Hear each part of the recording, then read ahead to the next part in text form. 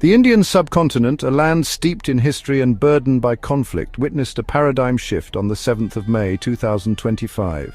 This day marked Operation Sindoor, India's daring military offensive against terrorist infrastructure operating from within Pakistan. This was not just a military operation, it was a declaration that India would no longer tolerate cross-border terrorism as the new normal. Operation Sindoor, etched in the annals of Indo-Pakistan history, demands a thorough examination. The operation's genesis lay in the long and troubled relationship between the two South Asian neighbors. It underscored the volatile nature of the region, the ever-present threat of terrorism, and the complex geopolitical realities of the 21st century. The world watched, holding its breath, as two nuclear-armed nations engaged in a dangerous dance on the edge of war. The reverberations of Operation Sindoor continue to shape the strategic landscape even today. The seeds of discord between India and Pakistan were sown in the blood-soaked partition of 1947. 3 wars and countless skirmishes later, the relationship remains trapped in a quagmire of mistrust and hostility. At the heart of this bitter rivalry lies the disputed territory of Kashmir, a picturesque land that has become a festering wound on the subcontinent. Terrorism, a malevolent force, has further poisoned the India-Pakistan equation. From the insurgency in Kashmir to the Mumbai attacks of 2008, Pakistan-based terrorist groups have repeatedly targeted India, inflicting unimaginable pain and suffering. These acts of terror, often carried out with alleged support from elements within the Pakistani establishment, have cast a long shadow over any attempts at reconciliation. The immediate trigger for Operation Sindoor was the horrific terror attack on innocent pilgrims in Pahalgam, Kashmir.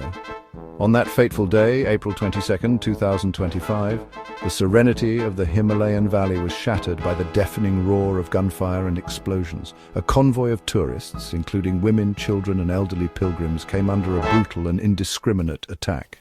The Jaish-e-Mohammed, a Pakistan-based terrorist group, claimed responsibility for the carnage. 26 innocent lives were extinguished, including 25 Indians and 1 Nepali tourist. Dozens more were left nursing physical and emotional wounds. The Pahalgam massacre sent shockwaves through India, evoking widespread condemnation and outrage. The nation mourned, united in grief and anger. The Pahalgam attack proved to be a tipping point. The Indian government, under immense public pressure to act decisively, vowed to avenge the deaths of its citizens. Prime Minister Modi, in a televised address to the nation, declared that India would no longer tolerate the export of terror from across the border. A sense of steely resolve swept through the country. The armed forces were put on high alert. Diplomatic channels were activated, with India sharing irrefutable evidence of Jaish-e-Mohammed's involvement in the attack with the international community. India's message was clear. Pakistan must dismantle the terrorist infrastructure operating from its soil or face the consequences. In the early hours of May 7, 2025, India launched Operation Sindoor. The operation unfolded in 3 phases. Phase 1, airstrikes at approximately 3:40 a.m. IST, Indian Air Force, IAF, Mirage 2000 and Sukhoi 30 MKI fighter jets crossed the LOC and launched precision-guided munitions, PGMs, on multiple terrorist camps near Muzaffarabad, Balakot and Mansehra.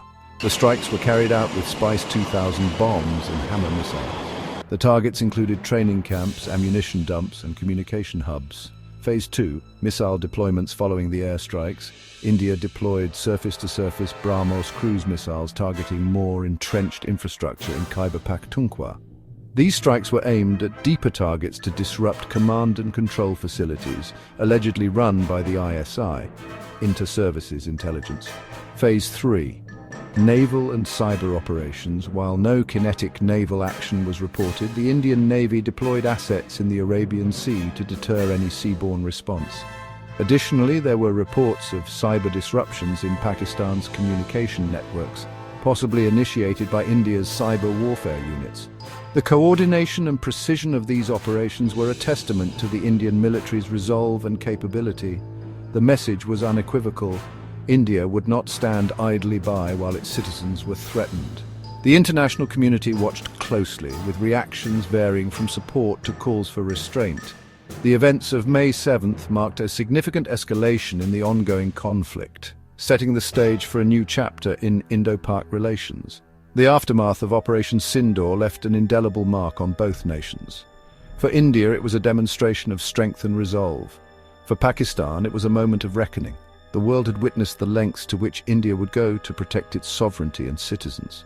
As the dust settled, questions remained. What would be the long-term repercussions of this bold move? Would it lead to a lasting peace, or further entrench the cycle of violence? Only time would tell. But one thing was clear. Operation Sindoor had changed the dynamics of the region, and the echoes of May 7th would resonate for years to come. Pakistan condemned the strikes as an unprovoked act of aggression. The Pakistani military swiftly mobilized its air defense systems, responding with force. Reports emerged that 2 Indian aircraft were shot down during their return journey, adding fuel to an already volatile situation. In retaliation, Pakistan launched limited counterstrikes across the Line of Control, LOC. These strikes targeted strategic Indian positions, with Pakistani officials claiming the destruction of an Indian brigade headquarters in Rajouri. The counter-offensive sent shockwaves through the region. Amidst the escalating tensions, a state of emergency was declared in Punjab province. Schools, markets and offices were shut down in several cities as the spectre of further escalation loomed large. Citizens were urged to remain indoors, and a palpable sense of unease gripped the nation. The international community scrambled to mediate and de-escalate the situation, but the immediate aftermath was marked by heightened alertness and uncertainty on both sides of the border. As the world watched with bated breath, the events following Operation Sindoor underscored the fragility of peace in South Asia. The question now was not just about immediate responses, but about the long-term implications for Indo-Pak relations and regional stability. In the aftermath of Operation Sindoor, both nations presented conflicting narratives about the extent of the damage and casualties. India claimed that over 200 terrorists were neutralized in the strikes, a significant blow to the infrastructure of militant organizations. However, Pakistan reported civilian casualties, including women and children, painting a starkly different picture. Independent verification of these claims proved challenging due to restricted access to the targeted areas. Satellite images released by private firms showed substantial damage to the structures identified as militant training camps, but the true scale of the impact remained shrouded in uncertainty. On the Indian side, the loss was palpable. Initially, 2 fighter pilots were declared missing. Tragically, one was later confirmed killed, while the other was captured by Pakistani forces. The captured pilot became a focal point of international diplomatic efforts and was eventually returned to India, a gesture that momentarily eased the tensions but left deep scars on both sides. The events following the operation highlighted the devastating human cost of military engagements. The conflicting reports and the difficulty in obtaining clear, unbiased information underscored the complexities of modern warfare. As both nations grappled with the aftermath, the world watched closely, hoping that the sacrifices made would not be in vain and that a path to lasting peace could be found. As the dust settled on Operation Sindoor, the international community swiftly moved to address the escalating tensions between India and Pakistan. The United Nations, the United States, China and Russia, all major players on the global stage, urged both nations to de-escalate the situation immediately. The UN Secretary-General issued a call for dialogue, emphasizing the need for peaceful resolution through diplomatic channels. In the United States, officials strongly encouraged Pakistan to take decisive action against terrorist networks operating within its borders. Washington's stance was clear. The dismantling of these networks was crucial for regional stability. Meanwhile, China, a close ally of Pakistan, maintained a neutral tone, advocating for restraint and urging both sides to avoid further military engagements. India took proactive steps to brief major world capitals, presenting what it claimed to be irrefutable evidence of terrorist camps within Pakistani territory. Indian officials assured the international community that their military actions were measured and limited to specific targets. This narrative was aimed at garnering global support and understanding of India's position. On the other side, Pakistan lodged formal protests with the United Nations and the Organization of Islamic Cooperation, OIC. Islamabad framed the strikes as an act of aggression, calling for international condemnation of India's actions. The dual narratives presented by India and Pakistan created a complex diplomatic landscape, with each side seeking to bolster its position on the global stage. The diplomatic fallout from Operation Sindoor highlighted the intricate balance of power and the delicate nature of international relations in South Asia. As the world watched closely, the hope for a peaceful resolution remained, even as the scars of the operation continued to shape the geopolitical discourse. In India, Prime Minister Narendra Modi addressed the nation, asserting that India had changed its rules of engagement. With a resolute tone, he conveyed that the strikes were a necessary step to combat terrorism and protect national security.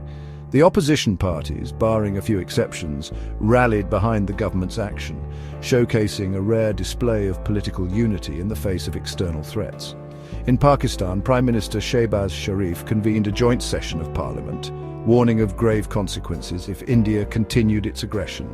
His speech was filled with fervor and determination as he underscored Pakistan's readiness to defend its sovereignty. The Pakistani army was put on high alert and reserves were mobilized, signaling the seriousness of the situation. Operation Sindoor brought the region dangerously close to war. Both countries raised their military alert levels, and cross-border shelling intensified for several days, creating a tense and volatile atmosphere. However, the looming threat of a full-scale conflict prompted urgent back-channel diplomacy. In a bid to de-escalate the situation, the United States, UAE and Saudi Arabia played crucial roles. Through discreet negotiations and diplomatic maneuvers, these nations facilitated dialogue between the two adversaries. A hotline communication between the Directors General of Military Operations, DGMOs, of both nations proved to be a pivotal moment in easing tensions. This direct line of communication allowed for real-time discussions, helping to prevent misunderstandings and manage the risk of further escalation. As the world held its breath, the efforts to de-escalate the crisis underscored the fragile balance of power in the region. The immediate threat of war may have been averted, but the underlying issues remained unresolved, leaving the door open for future conflicts. Operation Sindoor was not just a retaliatory strike. It was a bold assertion of a new Indian military doctrine. It marked a turning point in the subcontinent's security paradigm. While it achieved tactical success and boosted national morale, the long-term resolution of Indo-Pakistan tensions still depends on political will, diplomacy, and sustained international engagement. As we look back on this watershed moment, it becomes clear that the path to lasting peace is fraught with challenges. The region remains a tinderbox where a single spark could ignite a larger conflict. The stakes are high, and the world watches closely, hoping for a diplomatic breakthrough that could finally bring stability to this volatile part of the world. In the end, the true measure of success will not be counted in strikes or military victories, but in the ability of both nations to find common ground and build a future free from the shadows of conflict. Until then, the legacy of Operation Sindoor serves as a reminder of the fragility of peace and the enduring need for vigilance, dialogue, and cooperation.